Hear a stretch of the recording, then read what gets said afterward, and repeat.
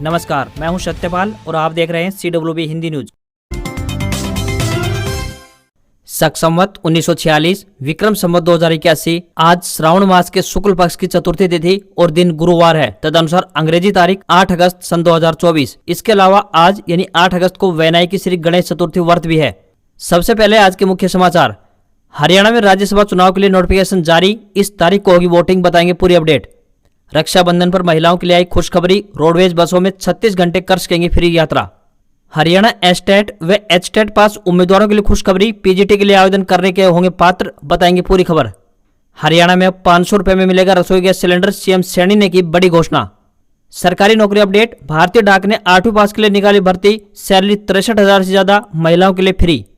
खुशखबरी, दिल्ली वालों के लिए डीडीए लाएगा 40,000 फ्लैट की स्कीम, इतनी होगी कीमत, बताएंगे पूरी खबर। ओलंपिक में 2 मेडल जीतने वाली मनु भाकर भारत लौटी, दिल्ली एयरपोर्ट पर माता पिता ने माथा चूमा, गले लगाया, कोच के साथ खुली गाड़ी में निकली। हरियाणा में आज यानी 8 अगस्त को फिर होगी कैबिनेट मीटिंग, इन जरूरी मुद्दों पर लिया जा सकता है फैसला। हरियाणा के सिरसा में इंटरनेट बंद, डेरा मुखी के निधन से छिड़ा गद्दी विवाद, आज रस्म पगड़ी, सरकार ने सुरक्षा का हवाला दिया। पेरिस ओलंपिक से भारत के लिए बुरी खबर, वजन 100 ग्राम ज्यादा मिलने पर हरियाणा के धाकड़ पहलवान विनेश फोगाट पेरिस ओलंपिक से disqualify. Weight lifter Mirabai Chanu Olympic medal चूकी, 199 केजी वजन उठाकर चौथे नंबर पर रही। पेरिस ओलंपिक में अंतिम पंगाल बड़े अंतर से हारी, प्री क्वार्टर फाइनल मैच में 10-0 से मिली शिकस्त, विनेश के बाहर होने के बाद थी बड़ी आस। विनेश ने डिस्क्वालिफिकेशन के खिलाफ अपील दायर की, बोली मुझे सिल्वर मेडल दिया जाए, court of arbitration for sports आज सुनाएगा फैसला। और श्रीलंका ने 27 साल बाद भारत से वनडे सीरीज जीती, टीम ने श्रीलंका को T20 सीरीज 3-0 से हराई थी, जबकि वनडे सीरीज 2-0 से गंवा दी। और अब खबरें विस्तार से। हरियाणा में मानसून एक बार फिर से एक्टिव होता हुआ नजर आया। सुबह होते ही पंचकुला, रेवाड़ी, नारनौल, पलवल, फरीदाबाद और आसपास के इलाकों में बरसात शुरू हो गई। ज्यादातर शहरों में आसमान बादलों से ढका हुआ है। आज भी मौसम विभाग द्वारा बारिश का ऑरेंज अलर्ट जारी किया गया है। विभाग द्वारा प्रदेश के कई इलाकों में बारिश का अलर्ट जारी किया गया है। यहाँ गरज चमक के साथ हल्की से मध्यम बारिश के आसार जताए गए हैं। विशेषज्ञों के अनुसार पंजाब के ऊपर साइक्लोनिक सर्कुलेशन बनने के कारण बंगाल की खाड़ी से मानसूनी सक्रियता बढ़ने की संभावना बनी हुई है। इसके प्रभाव के चलते 9 अगस्त तक प्रदेश के कई इलाकों में बारिश देखने को मिलेगी। वहीं कुछ स्थानों पर भारी बारिश भी हो सकती है। भारतीय डाक ने स्किल्ड ऑर्टिसन के पदों पर भर्तियां निकाली हैं। उम्मीदवार भारतीय डाक की ऑफिशियल वेबसाइट indiapost.gov.in पर जाकर आवेदन कर सकते हैं। एजुकेशनल क्वालिफिकेशन की बात करें, किसी भी मान्यता प्राप्त बोर्ड या संस्थान से 8वीं पास होनी चाहिए। संबंधित ट्रेड में सर्टिफिकेट के साथ 1 वर्ष का कम से कम अनुभव होना चाहिए। आयु सीमा की बात करें तो कम से कम 18 वर्ष और अधिकतम 30 वर्ष तय की गई है। वहीं SC, ST व महिलाओं के लिए निःशुल्क रहेगा। सैलरी की बात करें तो 19,900 रुपए से लेकर 63,200 रुपए प्रति माह सैलरी दी जाएगी। हरियाणा के पहलवान विनेश फोगाट पेरिस ओलंपिक से बाहर हो गई है। उन्हें वजन मेंटेन न होने पर डिस्क्वालीफाई कर दिया गया है। उनका वजन 50 केजी से सिर्फ 100 ग्राम ज्यादा निकला। विनेश का गोल्ड मेडल के लिए बुधवार रात को करीब 10 बजे गोल्ड मेडल के लिए अमेरिका की रेसलर साराइन हिल्डरब्रांड से फाइनल मुकाबला होना था। रूल्स के मुताबिक विनेश सिल्वर मेडल के लिए भी योग्य नहीं रह जाएंगी। इसके बाद 50 केजी कैटेगरी में सिर्फ गोल्ड और ब्रॉन्ज मेडल दिया जाएगा। ओलंपिक नियमों के मुताबिक अब विनेश की जगह सेमीफाइनल में उनसे हार चुकी क्यूबा की गुजमान लोपेजी फाइनल खेलेंगी। वहीं इसके बारे में पता चलने पर विनेश फोगाट की तबियत बिगड़ गई। खेल एक्सपर्ट बोरिया मजूमदार के मुताबिक विनेश बेहोश हुई और उन्हें क्लिनिक में भर्ती कराया गया। इंडियन ओलंपिक एसोसिएशन के प्रधान PT उषा विनेश से मिली। केंद्रीय मंत्री मनसुख मांडविया ने विनेश को लेकर संसद में बयान दिया। साथ ही PM मोदी ने भी सोशल मीडिया पर पोस्ट डाली, लिखा विनेश आप चैंपियनों की चैंपियन है, आप भारत का गौरव है और हर एक भारतीय के लिए प्रेरणा है। इसके साथ ही नेताओं, खिलाड़ियों और बॉलीवुड हस्तियों ने भी पोस्टर डालकर विनेश फोगाट का हौसला बढ़ाया है। अब सोशल मीडिया पर विनेश फोगाट को सिल्वर मेडल मिलना चाहिए की मुहिम शुरू हो गई है। हरियाणा के जींद जिले में तेज महोत्सव पर राज्य स्तरीय समारोह आयोजित हुआ, जिसमें CM नायब सिंह सैनी बतौर मुख्य अतिथि शिरकत करने पहुंचे थे। इस दौरान उन्होंने इस कार्यक्रम में शामिल होने पर खुशी जाहिर करते हुए कहा कि मैं आज सभी मेरी बहनों को कोथली देकर बहुत आनंदित महसूस कर रहा हूं। कोथली की परंपरा हरियाणा में बहुत पुरानी है, जो कि सालों से चली आ रही है। तेज महोत्सव के राज्य स्तरीय कार्यक्रम को संबोधित करते हुए CM नायब सैनी ने बड़ी घोषणा करते हुए कहा कि हरियाणा में 1,80,000 रुपए तक सालाना आमदनी वाले परिवारों को 500 रुपए में गैस सिलेंडर मिलेगा। इस फैसले से तकरीबन 46 लाख परिवार लाभान्वित होने वाले हैं। सरकार की इस घोषणा के बाद इन परिवारों को प्रति रसोई गैस सिलेंडर 400 रुपए तक बचत होगी। मुख्यमंत्री नायब सिंह सैनी ने एक और बड़ा ऐलान करते हुए कहा कि 5,105 बेटियों को उच्च शिक्षा के लिए 20 करोड़ 28 लाख रुपए की आर्थिक मदद दी जाएगी। वहीं सेल्फ हेल्प ग्रुप की महिलाओं को रिवॉल्विंग फंड 20,000 रुपए से बढ़ाकर 30,000 रुपए कर दिया गया है। साथ ही सेल्फ हेल्प ग्रुप की समूह सखी का मानदेय 150 से बढ़ाकर 500 रुपए किए जाने का भी ऐलान किया गया है। हरियाणा सहित कई राज्यों में राज्यसभा चुनाव के लिए तारीख घोषित कर दी गई है। इलेक्शन कमीशन ऑफ इंडिया ने इस संबंध में एक शेड्यूल का नोटिफिकेशन जारी कर दिया है। इन सभी राज्यों में 3 सितंबर को राज्यसभा चुनाव के लिए मतदान होगा। चुनाव आयोग की अधिसूचना के मुताबिक 3 सितंबर को सुबह 9 बजे से लेकर शाम 4 बजे तक राज्यसभा के लिए वोट डाले जाएंगे। मतदान हो जाने के बाद उसी दिन राज्यसभा चुनाव के नतीजे घोषित कर दिए जाएंगे। राज्यसभा चुनाव के लिए आवेदन दाखिल करने की प्रक्रिया 14 अगस्त से शुरू हो जाएगी और 21 अगस्त तक उम्मीदवार अपना आवेदन दाखिल कर सकेंगे, तो वहीं 27 अगस्त तक उम्मीदवार अपना नामांकन वापस ले सकते हैं। बता दें कि हरियाणा में राज्यसभा की 5 सीटें हैं। दीपेंद्र हुड्डा के रोहतक लोकसभा सीट से जीत दर्ज करने के बाद हरियाणा में एक राज्यसभा सीट खाली हो गई थी और अब इसी सीट पर उपचुनाव हो रहा है। राज्यसभा चुनाव में विधायक मैदान में उतरे उम्मीदवार को वोट देते हैं। जिस पार्टी के पास सदन में आधे से ज्यादा विधायक होंगे उसका उम्मीदवार जीत को लेकर आश्वस्त होगा। हरियाणा में आज यानी 8 अगस्त को कैबिनेट मीटिंग का आयोजन किया जाएगा। बता दें कि 3 दिन में यह दूसरी कैबिनेट मीटिंग होने वाली है। इससे पहले 5 अगस्त को मुख्यमंत्री नायब सिंह सैनी की अध्यक्षता में कैबिनेट मीटिंग का आयोजन किया गया था, जिसमें कई महत्वपूर्ण निर्णय लिए गए थे। आज यानी 8 अगस्त को सुबह 10 बजे मीटिंग का आयोजन होगा, जिसकी अध्यक्षता मुख्यमंत्री नायब सिंह सैनी करेंगे। अनुमान है कि इस मीटिंग में प्रदेश हित में कई महत्वपूर्ण फैसले लिए जा सकते हैं। बता दें कि 5 अगस्त को मीटिंग में कच्चे कर्मचारियों के लिए भी फैसला आने की उम्मीद थी, लेकिन मीटिंग में इस बारे में चर्चा नहीं हो पाई। अब आज होने वाली इस मीटिंग से कच्चे कर्मचारियों की उम्मीदें जगी हैं। 5 अगस्त को हुई कैबिनेट मीटिंग में मुख्यमंत्री नायब सिंह सैनी द्वारा सभी फसलों को एमएसपी पर खरीदे जाने के फैसले को मंजूरी दी गई। इसी दौरान मुख्यमंत्री ने कहा, जिन किसानों के ट्यूबवेल बंद हो चुके हैं उन्हें दूसरी जगह लगाने पर कोई परेशानी नहीं आएगी।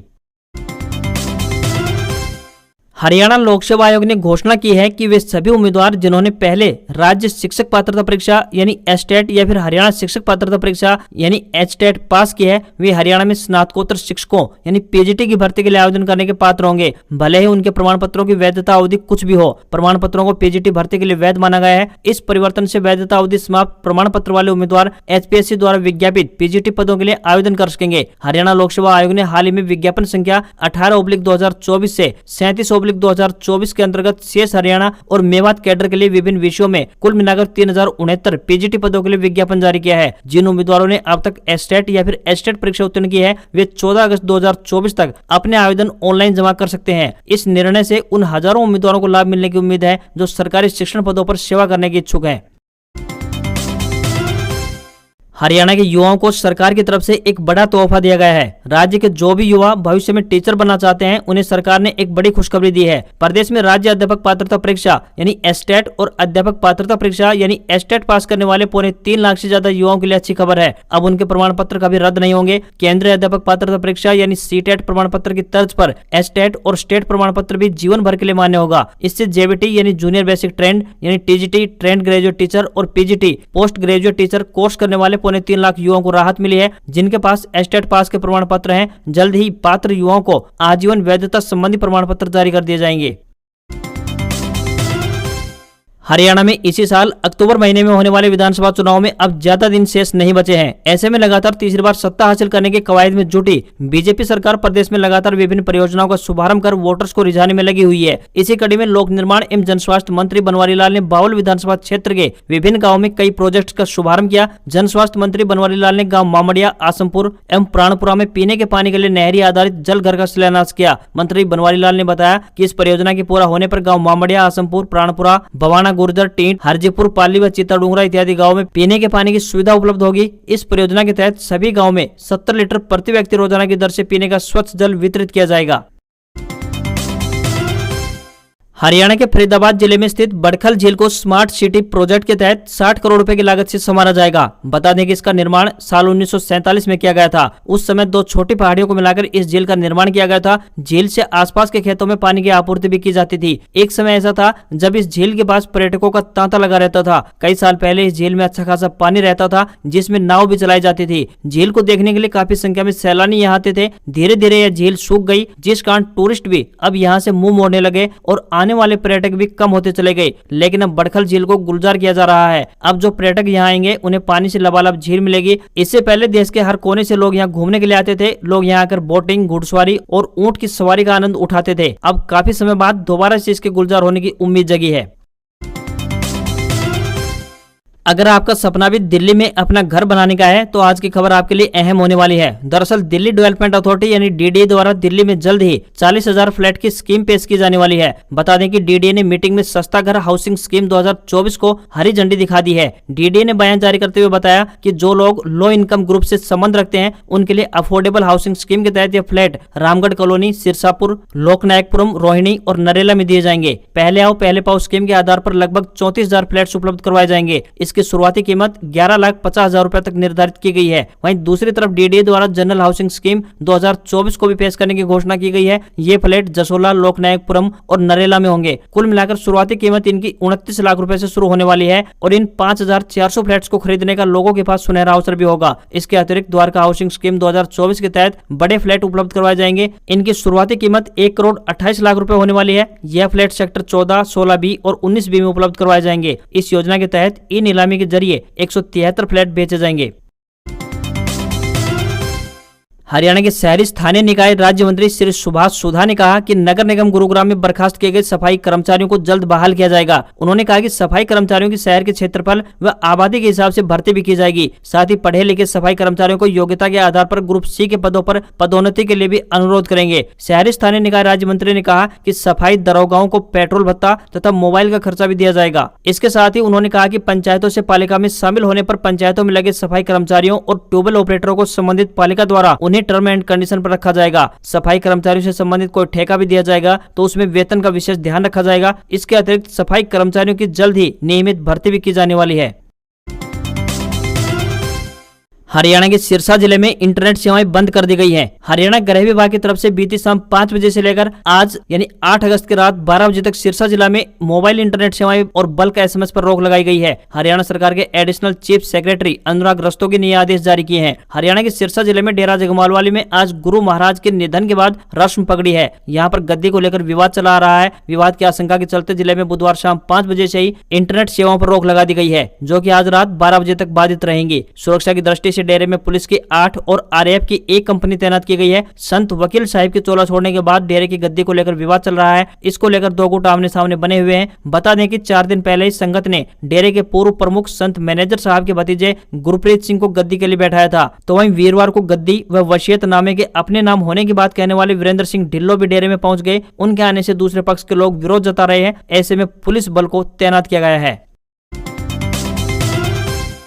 फरीदाबाद जिले में एनएचएम महिला कर्मियों ने हड़ताल के 13वें दिन धरना स्थल पर ही लोकगीत गाकर सीएम सैनी से तीज के उपहार में खुद को पक्का करने की मांग की। एनएचएम कर्मचारियों का कहना है कि जब तक सरकार लिखित में पक्का करने के आदेश जारी नहीं करती है तब तक एनएचएम की हड़ताल खत्म नहीं होगी। महिला कर्मियों ने हड़ताली तीज मनाई। इस मौके पर महिला कर्मियों ने पारंपरिक तीज के गीत गाए और हरियाणा के सीएम नायब सैनी से उपहार के रूप में उन्हें पक्का करने की मांग की। इस मौके पर उन्होंने कहा कि जिस तरह से सीएम आज दूसरी महिलाओं को उपहार दे रहे हैं, ऐसे में उन्हें भी यानी एनएचएम की बहनों को पक्का करें, क्योंकि वह भी हरियाणा की बेटियां हैं। वहीं उन्होंने साफ किया कि एनएचएम की हड़ताल में कोई राजनीति नहीं है और न ही किसी को करने देंगे। उन्होंने कहा कि एनएचएम जब तक हड़ताल खत्म नहीं होगी तब तक सरकार उन्हें लिखित में पक्का करने के आदेश जारी नहीं करेगी। ग्लोबल मार्केट से मिली पॉजिटिव संकेतों के बाद भारतीय बाजार के इंडेक्स सेंसेक्स में 874 अंक की बड़ी बढ़त मिली। ये 79,468 के स्तर पर क्लोज हुआ। वहीं निफ्टी भी 304 अंक की तेजी के साथ 24,297 के स्तर पर क्लोज हुआ। निफ्टी के 50 शेयरों में से 44 में तेजी तो वहीं 6 में गिरावट रही। वहीं ओएनजीसी के शेयर में 7.45% की तेजी रही। वहीं 10 ग्राम 24 कैरेट सोना 276 रुपए गिरकर 68,906 रुपए का हो गया है। तो वहीं 1 किलो चांदी 13 रुपए गिरकर 79,145 रुपए प्रति किलो पहुंच गई है। वहीं दिल्ली में 10 ग्राम 22 कैरेट सोने की कीमत 63,650 रुपए, वहीं 10 ग्राम 24 कैरेट सोने की कीमत 69,420 रुपए पहुंच गई है। आज खबरों में इतना ही। देखते रहिए आपका अपना हरियाणा का सबसे बेहतरीन news channel CWB Hindi news. नमस्कार। इसी आशा के साथ आपका दिन शुभ रहे।